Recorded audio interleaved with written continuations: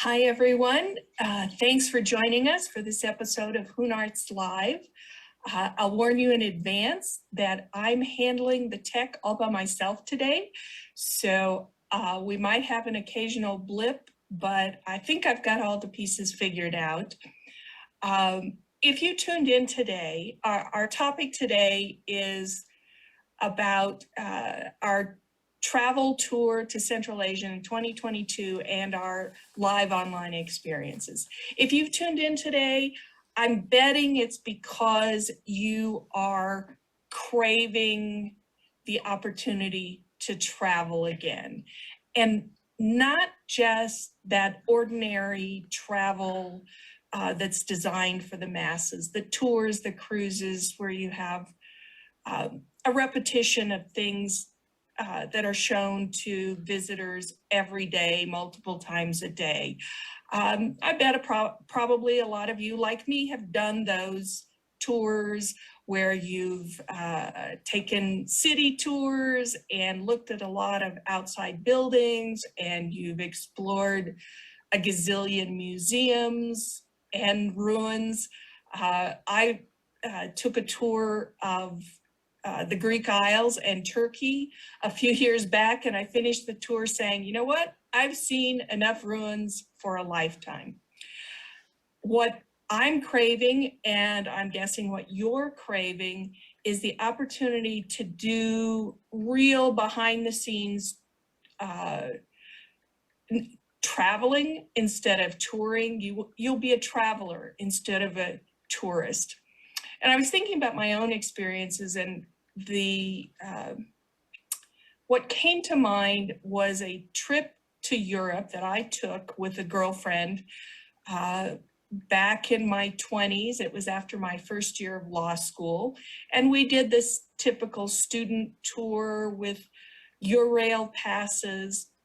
And when we got to Rome, we were just hot and tired. And there was traffic and pollution, and we'd seen a lot of ruins, and we'd seen a million tourists, and we were just tired of that experience. And I turned to Phyllis and said, what if we went to, say, Greece today? And that was back in the days as a student tourist where you could do a standby tour. And we agreed that if we could get a flight that day out of Rome to Athens, we'd do it. Otherwise, we'd go to the train station and take the next train to Austria. So we were successful. We headed to the airport and we flew to Athens with absolutely no planning, no expectation really of what we were going to do, just something different. And on the plane, we read our tour guide book and figured out probably we could get a spot at the YWCA in Athens. So that's what we did. We arrived in the middle of the night and we head to the YWCA, check in after hours, and we're sitting at the in the little breakfast area, looking at the bulletin boards and looking at our tour book and trying to decide, okay, we're here now, what shall we do? And along comes this nice middle-aged American woman. Phyllis and I were both in our 20s at that point, our mid-20s, and she looked at us, and I guess we looked like Americans, and she started chatting with us. And before we know it, she's telling us her life story and how she lives on an island a few hours from Athens, and she runs a B&B, and she likes to hire university students, English-speaking university students, to come staff the B&B during the summer. And wouldn't we like to join her and work for her this summer? And I'm thinking, well, I'd like to see the place, but I'm not sure about working at a B&B. And Phyllis, who was always a wee bit more impulsive than me, sat up and said, sure, let's go do that. So before I know it, we're on a ferry traveling to the island of Andros, which is not a tourist island. And we end up at the small village where Virginia lives with her husband, Nikos. Turns out Nikos is a nationally renowned painter. He's also the mayor of this small village, and the B&B is beautiful. And we spent, I can't remember, it may have been 1 week, it may have been 2 weeks, but we spent some time basically living with Nikos in Virginia, watching Nikos paint, meeting the VIPs in the village, getting introduced around, and being having that behind the scenes experience where we really connected with people. That experience of really getting behind the tourist experience and meeting people, connecting. And in fact, we stayed in touch with Nikos in Virginia for many years after that. I still have paintings that Nikos painted that are hanging in my bedroom. And that's one of those travel experiences that I'll never forget. So when I thought about taking a tour to Central Asia, that was the kind of experience that I wanted to give our guests. So I put together a little PowerPoint presentation that makes it easier for me to share some of these photos. I think I am now sharing the screen, and let me play this from the beginning. Here we are. This is where we're going to go. We're going to head to Central Asia, and we'll be visiting the countries of Uzbekistan, Tajikistan, and Kyrgyzstan. Whenever I do a show, one of the first questions people ask is always, where is Central Asia? What's that? So I always have a map to show them. We're north of Afghanistan, west of China, south of Kazakhstan. If you go north of Kazakhstan, you'll run into Russia. These three countries are all former Soviet republics. Tajikistan is the smallest of the three. When we speak of Central Asia, generally, we're talking about the 5 former Soviet republics, which would include our 3 stands and the additional countries of Turkmenistan and Kazakhstan. But we're not visiting those. So we'll be going to visit these 3 countries.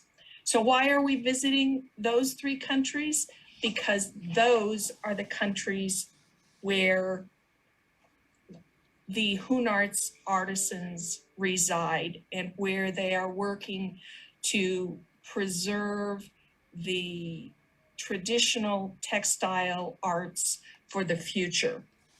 And something that a lot of people don't realize, during the Soviet period, the traditional arts were really suppressed by the Soviet government.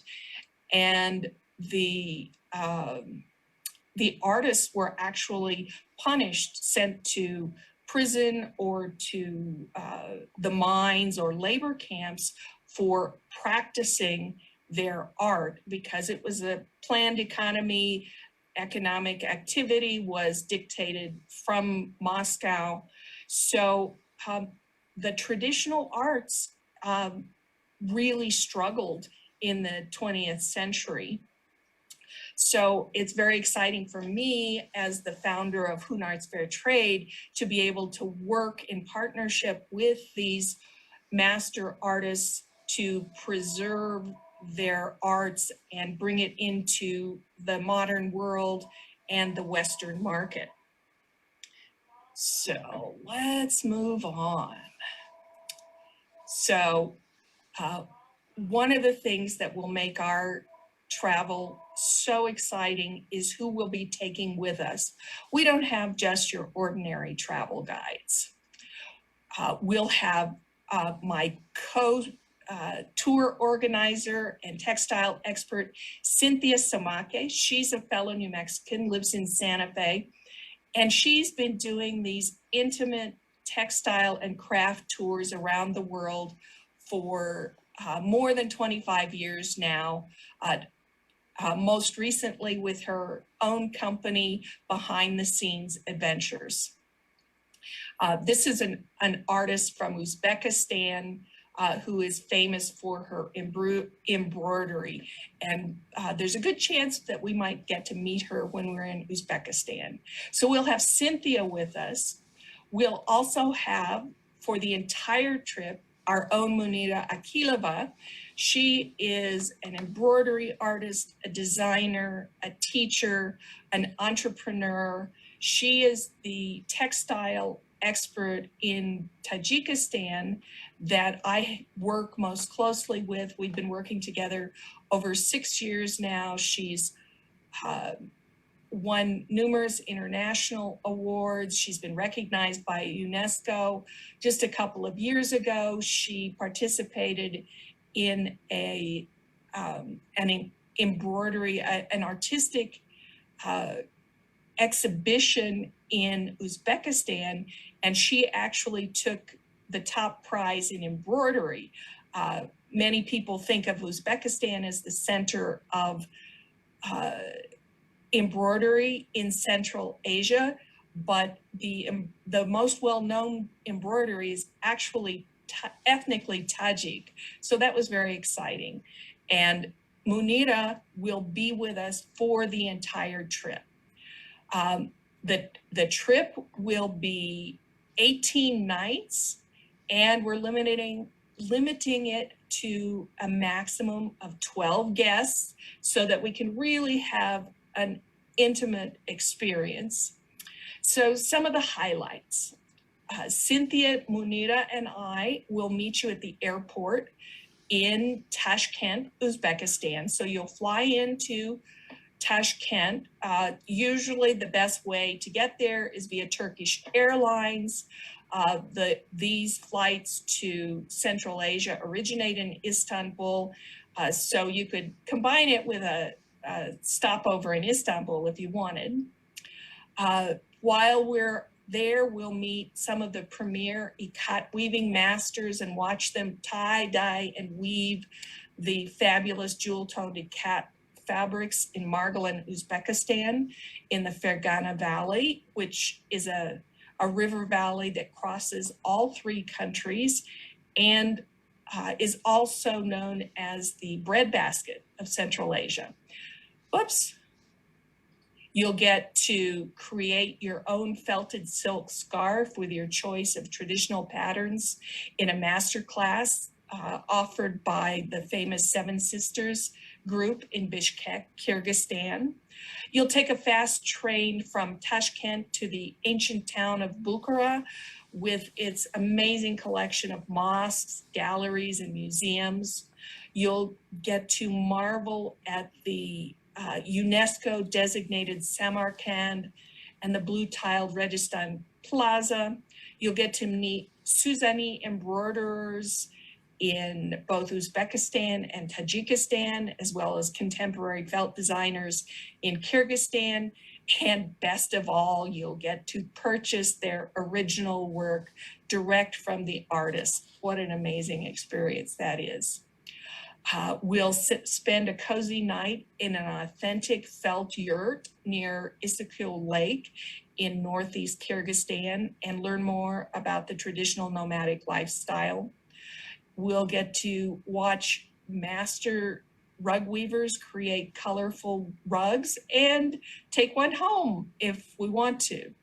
We'll take a day trip to meet a renowned potter who makes beautiful traditional blue ceramics. We'll visit a silk carpet factory in Margalan, Uzbekistan. Margalan is the center of silk weaving and manufacturing in all of Central Asia. We'll visit the Museum of Decorative Applied Arts. We'll get to see 4 UNESCO World Heritage Sites.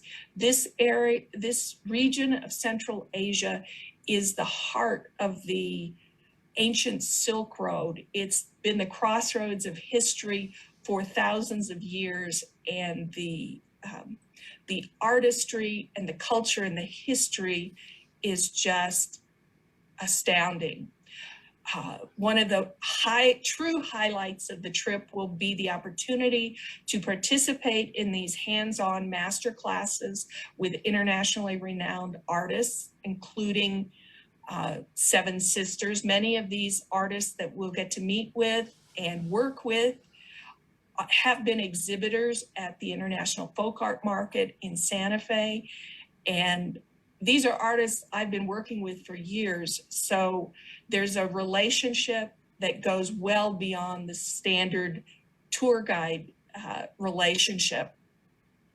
We'll have comfortable hotels, typically 3-star hotels that are owned by locals and have much more, they're comfortable, Western plumbing, but with a much more local feel. And of course, we'll get to enjoy the delicious local cuisine. So it will truly be the experience of a lifetime. So I put together some photos that I wanted to share with you that I hope will whet your appetite. As I said, we fly into Tashkent. Here's a photo of the fast train that will take down to the Samarkand and Bukhara area. One of the things that will stay with you and fill your camera, fill your SIM card, if you will, is the architecture in Uzbekistan. You will get to see up close and personal these gorgeous blue and turquoise tiled buildings that are so famous. This was a shot that Cynthia took on her last trip to Uzbekistan. This is a tour group visiting one of these architectural wonders in Uzbekistan. There's another shot. This is in, I believe this is in Tashkent. But one of the true wonders of Uzbekistan is the chance to explore the world of ikats. These are some photos. This one is probably what we call a dras, a combination of silk and cotton. So it has a little bit heavier texture. This one looks like it might be cotton. Can't tell. These are probably adras. And over here, see the shininess? These are probably all silk ikats. So you can find ikats in silk, 100% silk, 100% cotton, or a blend. And ikat is actually an Indonesian word that has to do with the method of dyeing. Oh, I forgot the velvet ikats that are so famous. These actually have a double warp, and they're amazing to work with. We'll get to visit the workshops of ikat artisans who are all based in Margolin, as I said.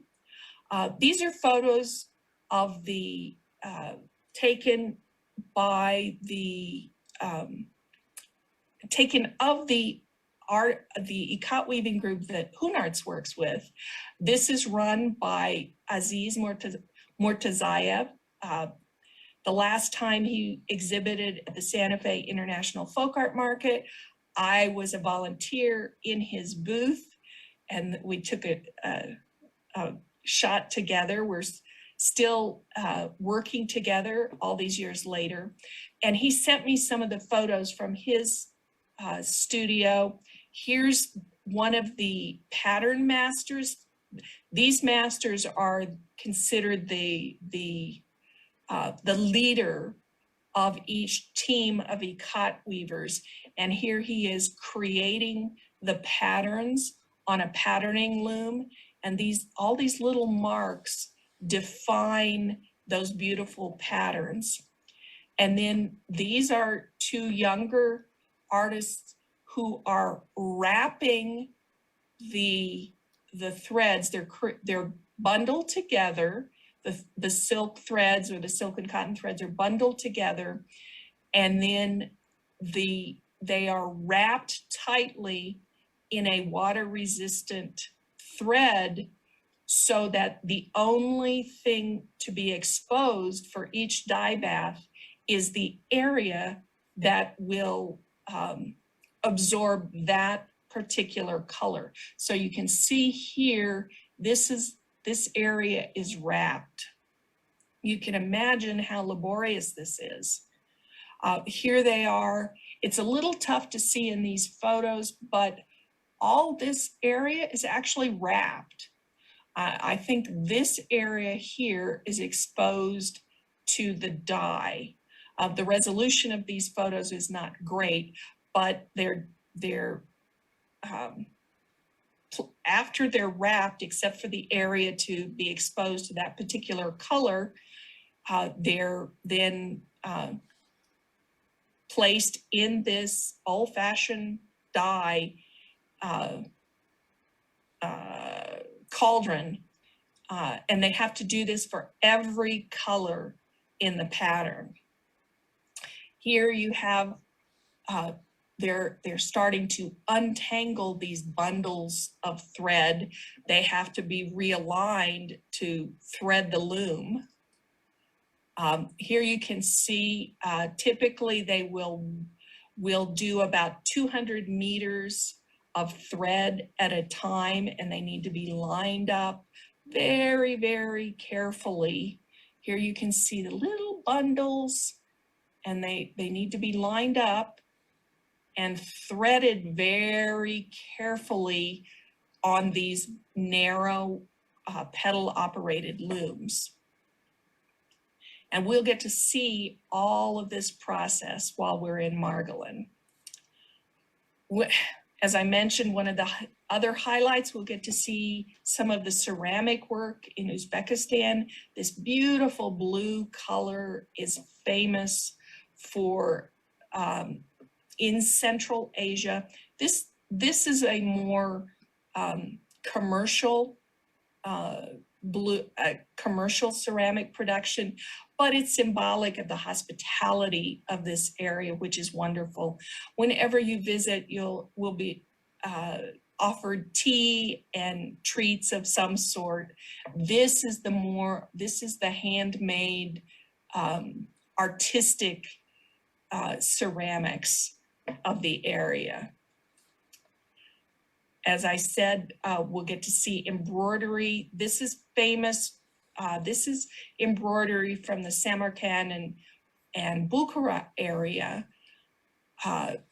It's difficult to see on this photo, and I don't have a high enough resolution to be able to show you. A lot of this embroidery is from this area of Uzbekistan. It has a delicate touch, but it's not actually embroidered with a needle and thread. It's embroidered using a tambour hook, which produces a chain stitch, which is much faster and easier to do than needle and thread. Suzani refers to the wall-sized tapestry and the technique, the needle and thread technique of this embroidery from the Uzbek and Tajik areas. Actually, Bukhara and Samarkand, although located in Uzbekistan, culturally, their cultural heritage is Tajik. So you will see similar work in both Uzbekistan and Tajikistan. All three countries we'll be visiting are very multicultural, as you'll discover. From Uzbekistan, from the western side of Uzbekistan, we'll travel to Tajikistan. And One of the things that will strike you about Tajikistan is the landscapes. You can see to the horizon. Tajikistan is 93% mountains, only 7% arable land. It's these mountains that you'll see, these are the Fan Mountains in the northwestern part of Tajikistan, and we'll be able to see some of these mountainous regions as we travel. But the mountains in the east of Tajikistan, the Pamir Mountains, are world famous for their trekking experiences, known as the roof of the world. It's too far to include in our trip. This is a shot of, I believe, the Zarafshan River, of the Zarafshan Valley. I included this. This is actually captured in the Pamir region of eastern Tajikistan, but it's such a beautiful shot of the night sky, and we will be able to experience the night skies in a way that we never do, or almost never, in the US. We'll also see people living life in modern Central Asia. This is taken in Tajikistan.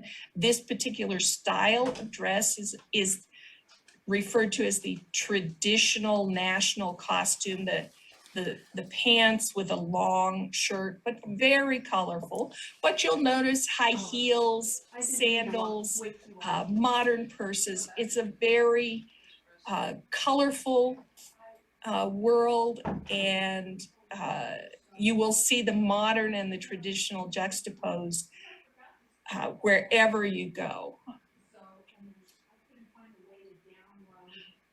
In Tajikistan, we will, of course, get the opportunity to meet and experience working with the artists of Armugan Handicrafts.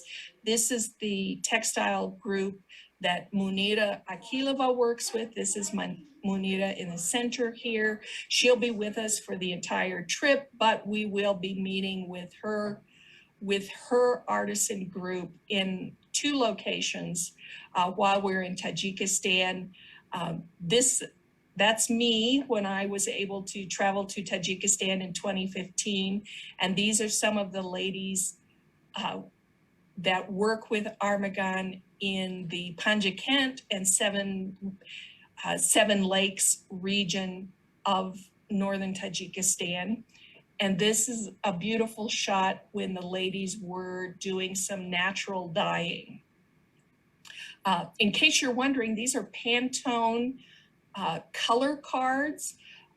Working with Munira, I don't have to travel every year to meet with her to get her gorgeous work, but getting colors right when we're working by computer can be tricky. So we both have a set of Pantone color cards. So when we're talking colors, we pull out our respective sets and say, oh, it's number such and such. So we can both know exactly what color we're talking about. These are some of Munira's latest designs, and this pillow cover right here, I just received, they just arrived this week, and I expect to have them up on the website later this week. These beautiful autumnal colors, very traditional designs. One of the other exciting arts that we'll explore in Tajikistan is wood carving and painting. Wood carving is one of the most famous arts of Tajikistan. So you will see in most public buildings and cultural sites, you will see these intricately carved wooden doors. They have them at universities, at public buildings, at museums. This is the ceiling at the main mosque in Istarafshan, one of the artist towns we will visit. And this you will also see this kind of elaborate ceiling work and painting in tea houses, in cafes, very common and a real artistic expression in Tajikistan. We'll get to visit the studio of Master Sodiq Zaripov of Istarafshan. There I am in his studio back in 2015. I took this photo because I just couldn't believe how many different hand carving tools he worked with. You can see here he's got little boxes, and some of them have already been carved. He doesn't use any power tools. He works primarily with walnut and apricot wood. Here you can see a variety of his work. This is apricot. This copperish reddish color is apricot wood. And then this is walnut. This is apricot. Some of it is very simple in design. Some is much more elaborate. Here's another example of the carved wood used in architecture in Tajikistan. And from Tajikistan, we'll move on to Kyrgyzstan. And as I said, one of the highlights will be our time with the Seven Sisters Artisan Group, the Sharshambieva family of Bishkek, Kyrgyzstan. Right now, in fact, some of them, most of them, I think, are located in their family village near Issyk Lake, several hours from Bishkek because of the pandemic. But they're called Seven Sisters because they are seven sisters and a sister-in-law. I usually work with Jano right here. She's the English speaker of the group, and she'll probably be the main leader of our master class when we get to Bishkek. These are some wonderful shots of the process of felting silk. Here, they're making a pre-felt with these tufts of raw fiber, roving merino wool. Here's Jano cutting patterns. The felting process they use is a wet felting process, which includes covering the entire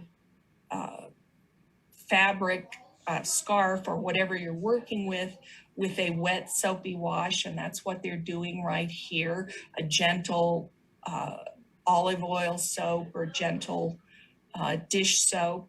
Here's Jano laying out felt flowers, poppies. This is one of the most famous of her particular designs. Each of the seven sisters has their own designs.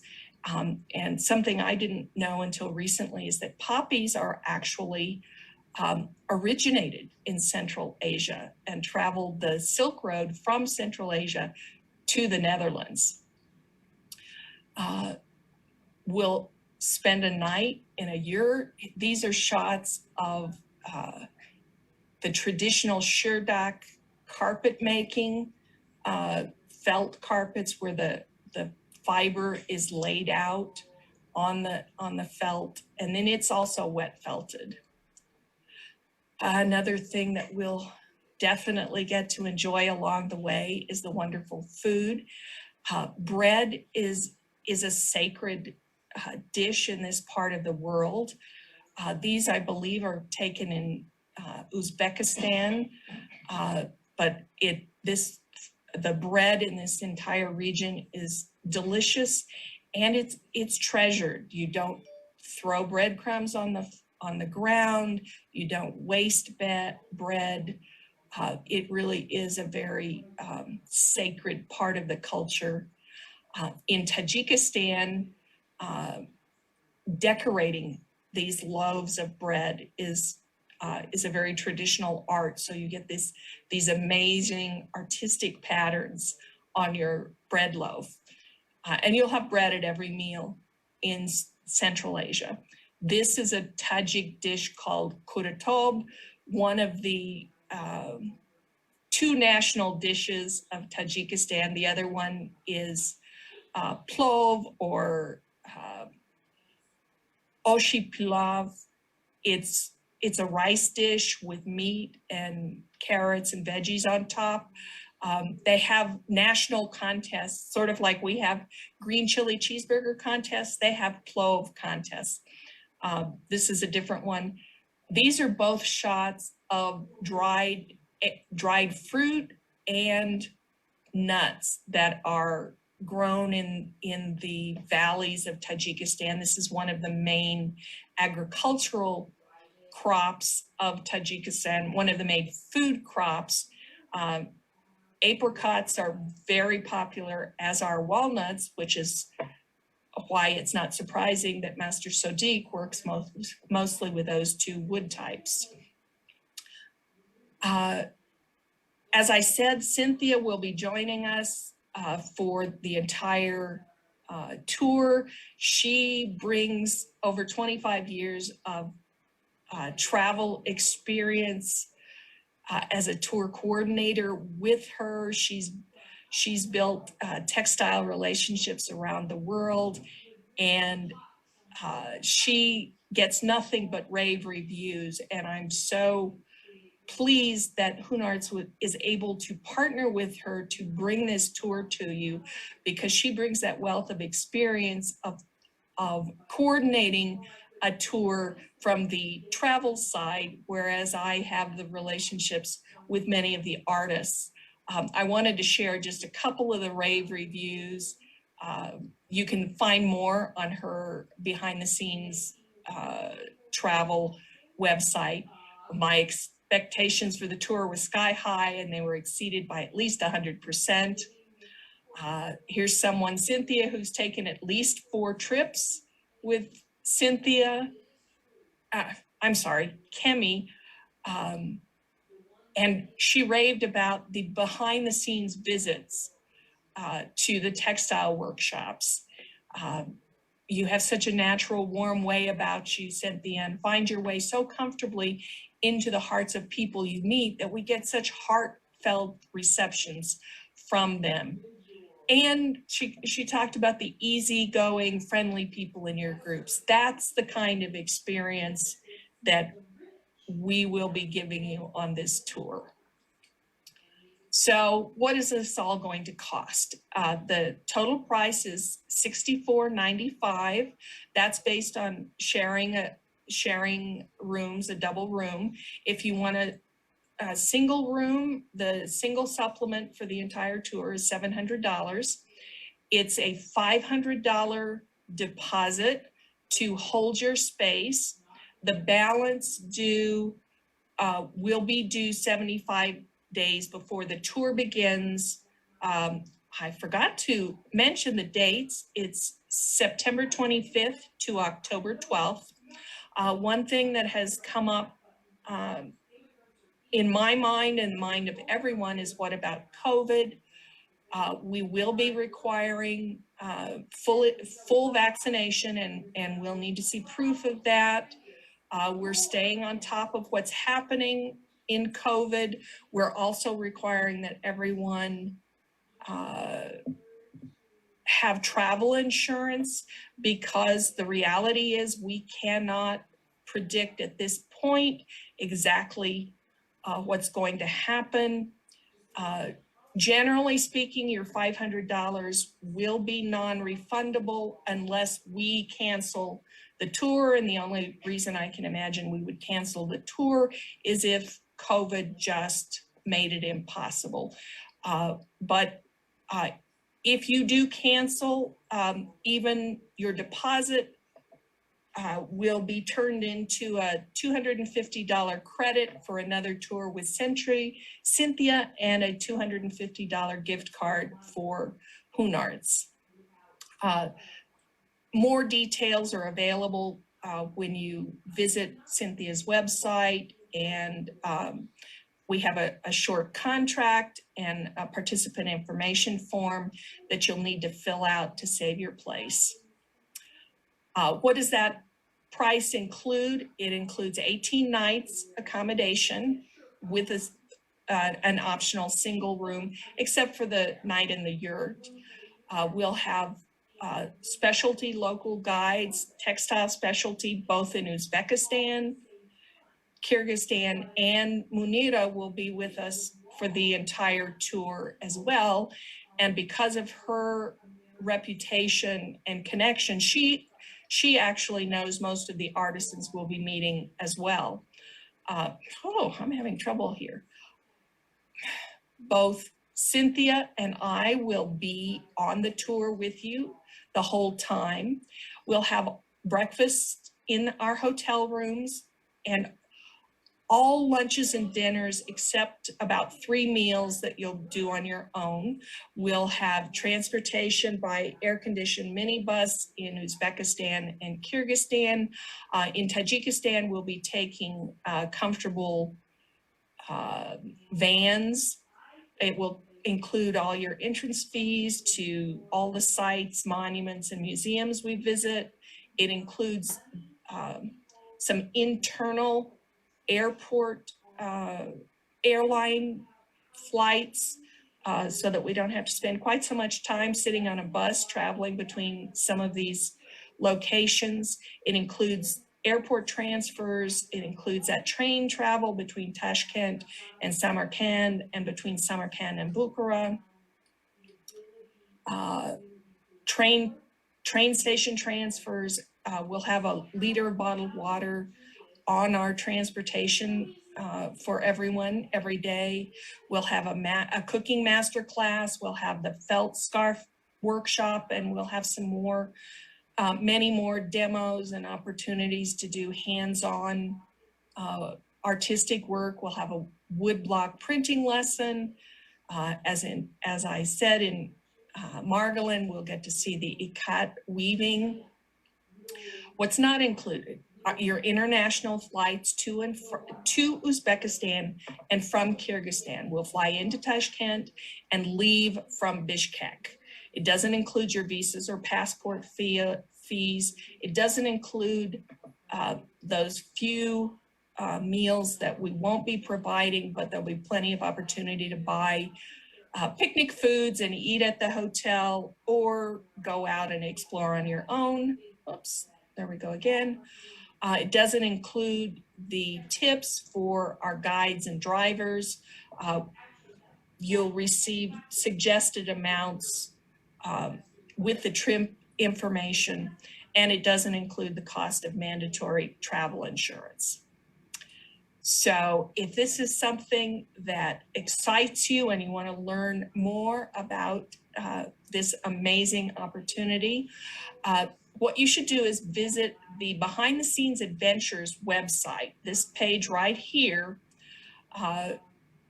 This page is not yet open to the general public. You have to have this link because we're making this available exclusively to the Hunarts audience until September 1st. Again, we'll only have 12 spots, and we've already had people who are starting to sign up. So if this is something you dream about, sign up now and save your spot. So that's the end of that.